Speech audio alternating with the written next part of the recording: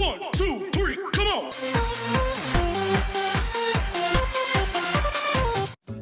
Assalamualaikum warahmatullahi wabarakatuh. Bertemu kembali bersama saya Pak Warsin di channel kita dari Jendela SD. Hari ini kita akan melanjutkan pembelajaran kita untuk kelas 6 tema 7 kepemimpinan, subtema 2 pemimpin idolaku pada pembelajaran yang kedua. Di pembelajaran kita yang kedua kali ini, fokus pembelajaran kita adalah IPA dan SPDP. Baiklah, mari kita ikuti pembelajaran berikut ini. Apakah kamu pernah mendengar nama Bagong Kussuadiardja? Siapa itu? Beliau adalah seorang tokoh seni tari Jawa. Beliau mempunyai sanggar tari di Yogyakarta. Beliau menciptakan banyak karya tari. Beliau juga memimpin pertunjukan tari. Ayo mengamati. Bacalah teks berikut. Bagong Kussuadiardja. Bapak Bagong Kussuadiardja merupakan seorang seniman serbabisa. Beliau lahir di Yogyakarta pada 9 Oktober 1928. Beliau sempat menimba ilmu di Akademi Seni Rupa Indonesia atau ASRI Yogyakarta pada tahun 1954. Pada tahun 1957 beliau belajar koreografi dari tokoh tari modern Martha Graham di New York, Amerika Serikat. Pak Bagong merintis karir di dunia seni sebagai penari Jawa klasik. Setelah belajar di sekolah tari Credo Bekso Wiromo pimpinan Pangeran Tejokusumo, selama bertahun-tahun menimba ilmu, Pak Bagong berkembang menjadi sosok yang selalu berkreasi. Banyak ide yang diwujudkan dalam bentuk tari-tari klasik. Bahkan di mata seniman Indonesia, Pak Bagong dijuluki sebagai begawan seni. Maklum, selain menekuni dunia tari, puisi, seni lukis, dan seni patung, Pak Bagong juga aktif merintis seni batik kontemporer. Pada 5 Maret 1958, Pak Bagong mendirikan Pusat Pelatihan Tari Bagong Kussuadiardja. Tepat 20 tahun kemudian, ia membangun padepokan seni yang ruang lingkupnya lebih luas, mencakup tari, ketoprak, karawitan, dan sinden. Sejumlah karyanya juga pernah dipentaskan di beberapa negara.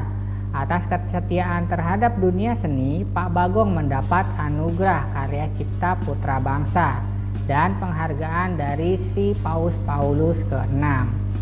Namun pada Selasa 15 Juni 2004, Pak Bagong Kussuadiardja meninggal dunia.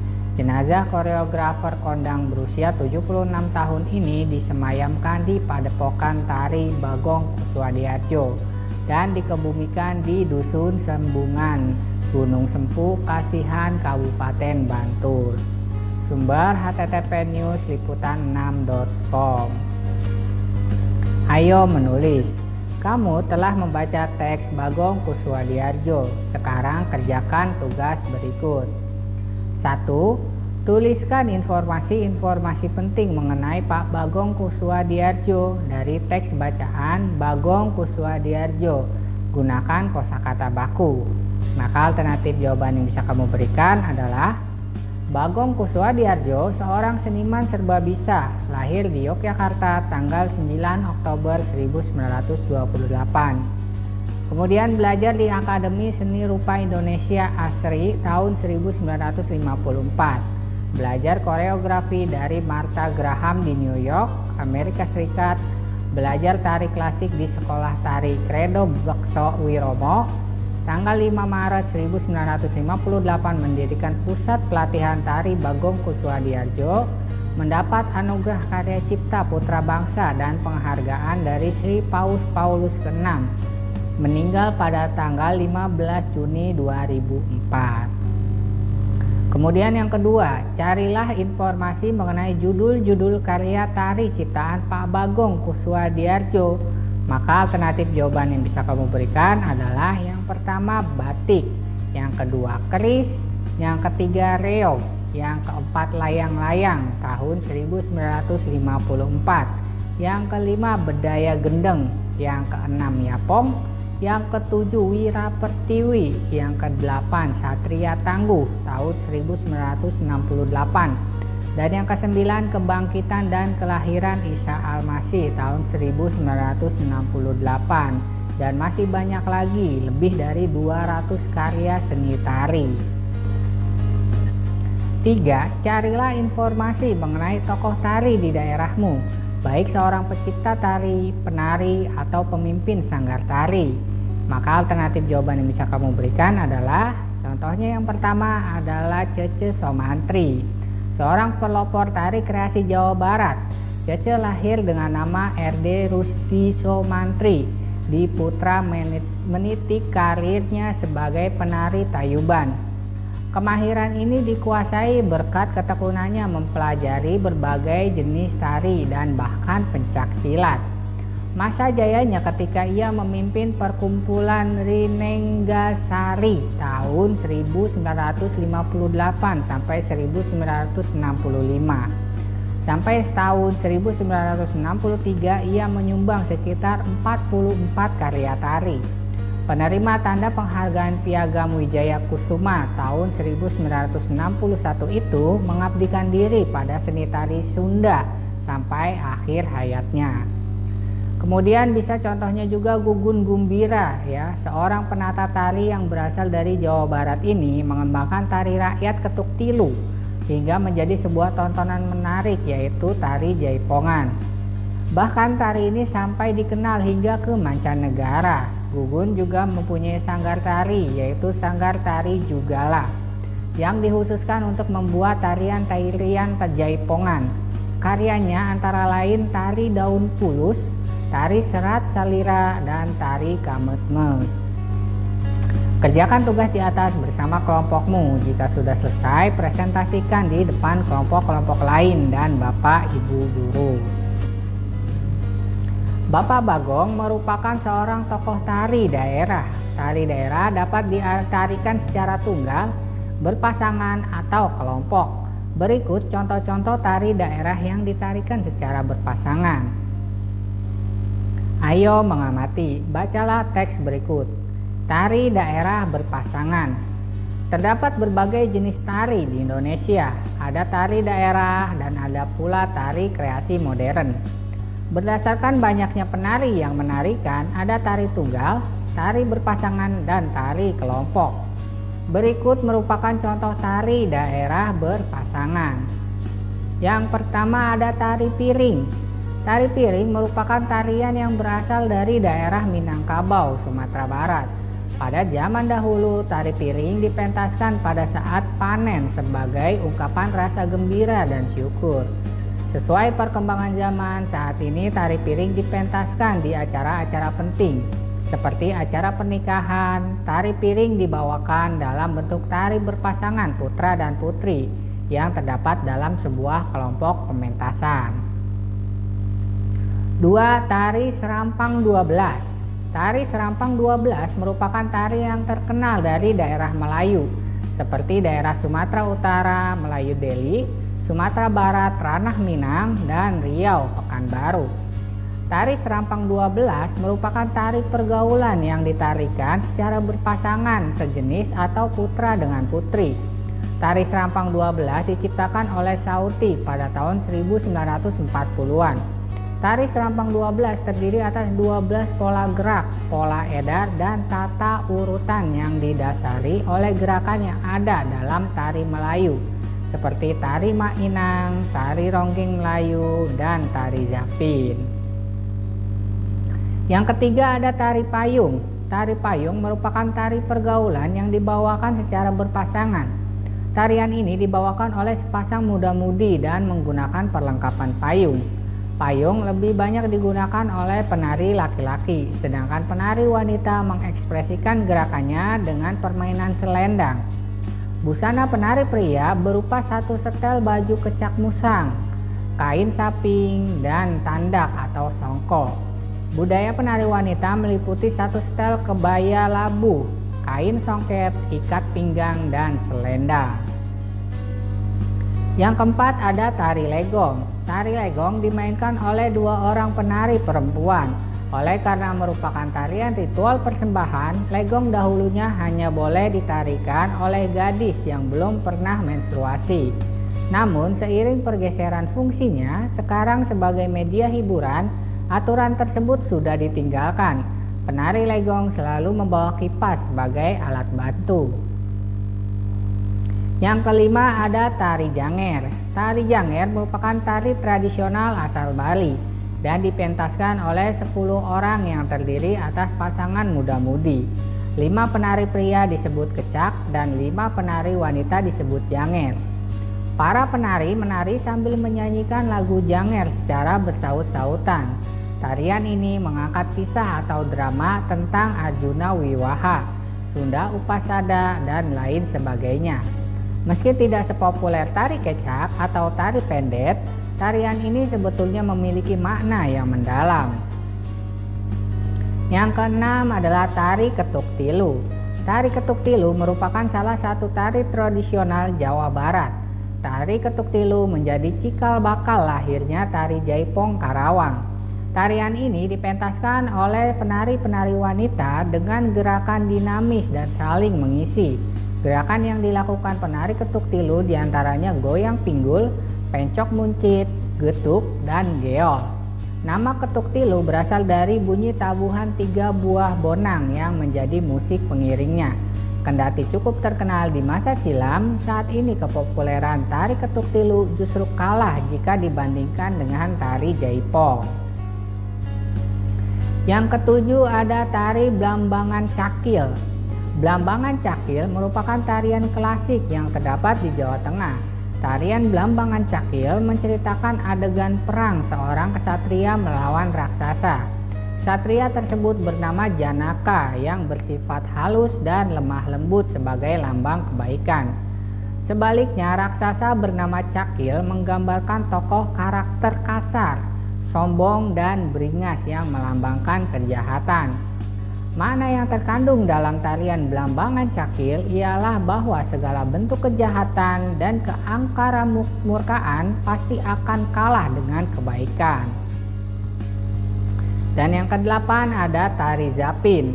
Tari Zapin adalah sebuah tari tradisional yang berasal dari Riau. Tari ini syarat dengan nuansa keislaman hasil dari proses akulturasi budaya Melayu dan budaya Islam di masa silam. Kemudian yang kesembilan ada tari gandrung. Tari gandrung adalah salah satu tari tradisional khas yang berasal dari Kabupaten Banyuwangi, Jawa Timur. Dalam pementasannya, tarian ini didukung berbagai unsur yaitu penari, pemusik, alat musik, nyanyian, dan gerak tari. Tari gandrung dilakukan dalam bentuk berpasangan antara perempuan dan laki-laki. Penari perempuan sebagai penari gandrung dan penari laki-laki dikenal sebagai paja. Musik pengiring tari gandrung antara lain kempul atau gong, klunting, biola, kendang, dan ketuk. Tari gandrung dipentaskan sebagai perwujudan rasa syukur masyarakat setiap kali setelah panen. Pementasan tari gandrung diselenggarakan sebagai bentuk kegembiraan dan hiburan. Tari gandrung ini akhirnya menjadi ciri khas seni tari Banyuwangi, sehingga menjadi maskot kota Kabupaten Banyuwangi. Yang ke-10 ada tari Golek Menak. Tari Golek Menak adalah tari klasik yang lahir dari Keraton Yogyakarta.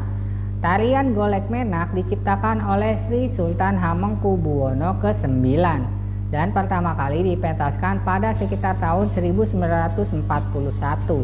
Tarian ini juga dikenal dengan sebutan tari Beksa Golek Menak atau Beksan Menak.